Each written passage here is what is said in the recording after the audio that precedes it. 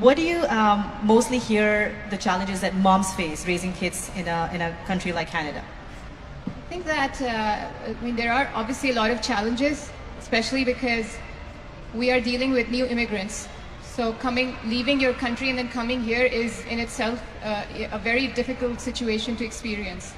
And after that, I think what the parents are worried about is how are our children going to adjust to the new environment, while also retaining what is important from back home or from our beliefs. So that would be religion and culture. And the reason why I bring up culture, because there is also a question mark on, okay, why are you putting so much importance on culture when you've already left the country where the culture was practiced and now you're in a new country? So the reason why culture is also important because it forms a part of your identity as an individual, and it's important for children to be proud of whoever they are.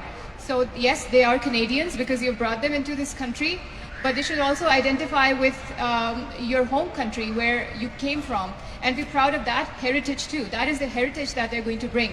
Then eventually they'll learn the heritage that they will experience in Canada too. But they've already had that history, and that should also be considered important. So one thing is the culture part, and then of course the religion part. So they want their children to be, alhamdulillah, be practicing Muslims. Really identify as Muslims, be proud of their religion as well. And I think that is one of the major concerns on how they can constantly and actively help their children do that.